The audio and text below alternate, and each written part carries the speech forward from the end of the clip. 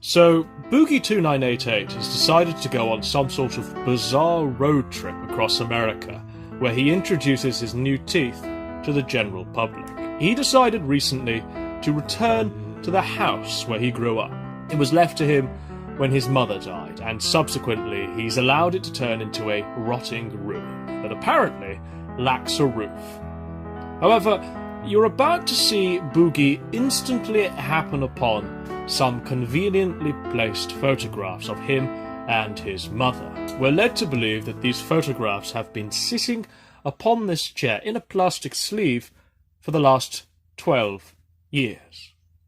And they're completely unaffected by their position as being in this ruinous wreck without a goddamn roof. For those of you on Twitter, this is what's left of the house. People have come in here and wrecked it and destroyed it. These memories, they're just shooting up needles all over this place, but there's pictures, old pictures of me that I gave Mom.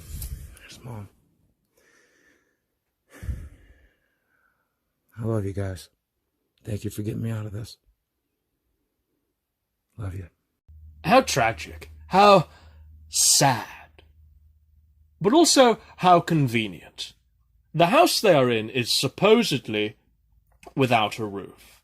Yet we are led to believe that rain and snow and rats and mice haven't even caused the slightest of markings to these pictures. These pictures look as though they've just been printed and placed within a brand new plastic sleeve. And they have been placed upon this chair, make no doubt about it, in order to stage a moment of personal tragedy. It's yet another feel sorry for Boogie moment, because he has such a tragic backstory, doesn't he?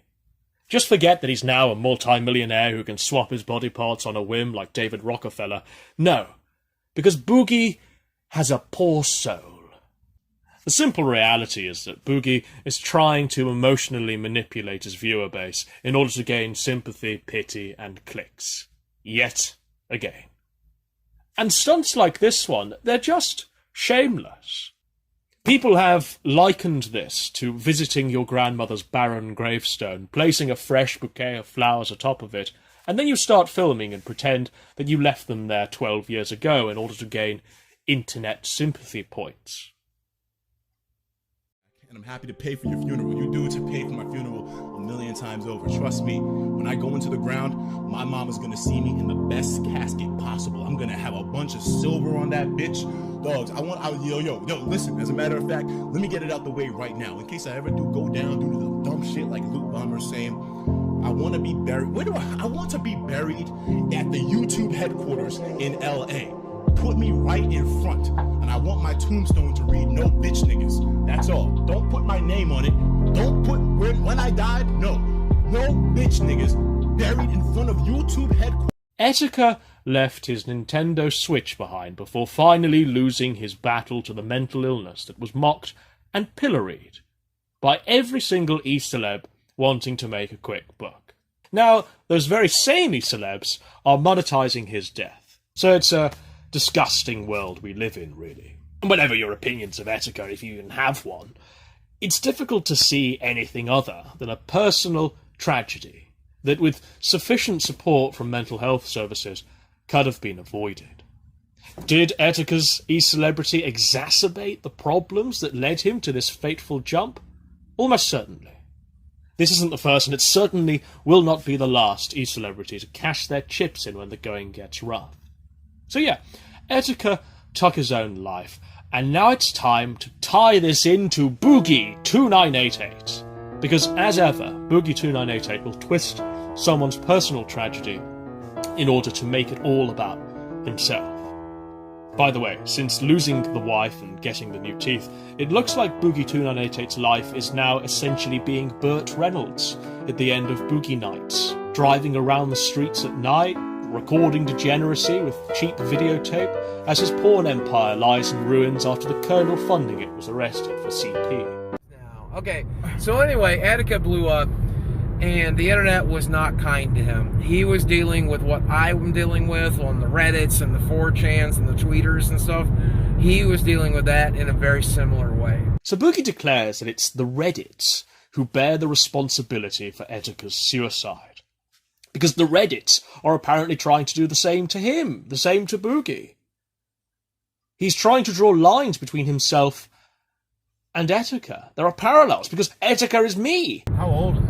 I think he's in his 20s, lives up in New York. So his mental health was also, like mine, not very good. And they got the result from Etika that they wanted from me. They wanted to drive him crazy. They wanted to drive him to suicide, right? Yeah. Like, I've had so many people say, I don't think Reddit's ever said this, but I've seen other people say they try to drive me to kill myself, stuff like that, you know? Yeah. And so Etika has had some real mental health issues. So last couple days, I think it was Friday, he uploaded a video to his YouTube channel, and it was a suicide note. And then yesterday, they found his ID, driver's license, his backpack, and his Nintendo Switch on, I think, the Brooklyn Bridge. And so it looks like he may have jumped. And as far as I know, they have not found his body. And also, Etika has pulled similar stunts, either because he's not mentally well, like similar to suicide stunts, right? Like he's also been hospitalized for suicidal tweets and stuff. Oh, legitimately hospitalized. Yeah, he's been like arrested. They had to like beat down his door one day, and that's he was live streaming, and that's like all suicidal legitimate stuff. That again, I don't know how much of it's legitimate, and it's hard to know when it comes to mental health, right? Like for all we know, he really is mentally ill. It's two things: right? mental health and the internet. Right, exactly. Like, and those two things don't mix, dude. I can tell you firsthand. Right. If I was not a fucking titan of strength, I could not have mixed those two, right? Right. Like, if I wasn't born in... Boogie heralds himself as a fucking titan of strength, born from suffering. Less than humble brag about surviving something that Etika couldn't handle. Boogie2988 truly is a titan of strength. The Reddits and the Twitters simply have no chance of felling the beast. And so he has the moral authority on which to grandstand, selfishly twist someone's suicide as them being weaker, because Boogie2988 was born from suffering. Anyway, having self-aggrandized himself so disgustingly, Boogie decided it was time to crack out a joke about Etika's death. Keep in mind that Boogie, when he's not smearing Mountain Dew all over his tits and smashing up an Xbox One, when he's not partaking in those shenanigans, Boogie is trying to present himself as an ambassador for mental health issues, a kind, reliable, empathetic voice in which you can launch BetterHelp or other such scams. A nice guy sitting on the fence and not saying anything too controversial lest it trigger any of his sensitive viewers. So let's see what he has to say we're here. Gonna fucking die out here. Oh, no, we can always get our car worked out at Elias Garage. As long as everybody... Elias. Luckily, we have 500 Mexican. we have 500 witnesses that'll see whatever goes down. Yeah, this is when IRL streams get good, dude. This is when the new series... Because ain't no one's seen this shit. Shit, they're gonna figure out this is the new series where we get murdered on live stream, and then it's actually interactive murder mystery, and then interactive game. and then the phone hits the ground, and Etika shows up and goes, "Surprise, bitch!" Yes. Yeah, and like Smash Brothers, and then it's up to the viewers to track across multiple channels where Etika the murderer is to seek vindication for our deaths. Holy shit! Yeah, let's do it. Dude, this place is... So somebody literally commits suicide, and Boogie believes that it's part of this elaborate conspiratorial jape by Etika in order to gain attention. But I guess it takes one to know one, because Boogie's suspicions about whether or not Etika has pranked or faked his suicide must surely come from a place that Boogie has been within.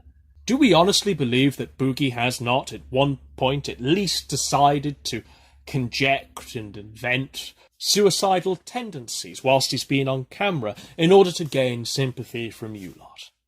Realising that he's made such a colossal fuck-up of this apology and completely pissed away whatever reputation he had as an ambassador for getting those with mental health issues to seek professional help, Boogie had to, of course, issue an apology. Whether this was because his manager had ordered him to, I'm sure the hemorrhaging subscribers can't have helped. or whether it was because the mini shitstorm that came up around Boogie after he made this apology and made the joke prior, it's uncertain. One thing is certain, for sure. This apology is not sincere. It's not brought out from Boogie's soul. Boogie at this point is like a series of ones and zeros. Whatever was human of Boogie has been stripped away and replaced. His new wife is the YouTube algorithm. She is tempestuous and will never love him again. I was hoping that he was going to be okay. You know, to any of his fans that are hurting today, I'm sorry if I've added to your pain. I followed Etika really closely ever since his first breakdown. I never made any videos about it because I never wanted to add to his pressure. I never wanted to add to his pain because I feel like I can empathize with it. I feel like I can relate to it. I never wanted to make his situation worse. I wanted to make it better, and the last thing I wanted to do was make it worse for any of his fans. So I'm genuinely sorry if I caused any genuine pain for anybody. And Etika deserved better. So I'm going to shut up now and stop talking about him because let you guys mourn. Sorry, Etika. It almost makes you seem like a big old narcissist who's deluded themselves into thinking that they understand other people's problems, that they can put themselves in someone else's shoes. The fact is, the Boogie's an outlier in almost every society that I can think of in the Western world, and probably in antiquity. No one in history is like Boogie. No one existing today is like Boogie.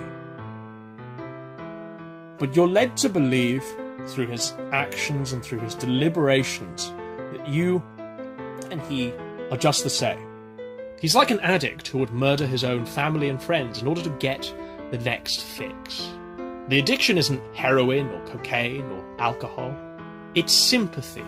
He sees the internet at large showing grief at having lost someone like Etika, but he cannot allow that to happen without first inserting himself into the picture frame and screeching, "Me! What about me? I've got it hard too. Where's my sympathy?" Okay, guys, we are 15 minutes away from my old house in town. We're at a Walmart in Wise, Virginia. We've met a bunch of fans. It's been amazing. People drove from all over the area to meet us. There's family and friends who want to meet me as well. I still know that we're going to have the time because we're trying to move through this area very quickly. This has been so emotionally draining.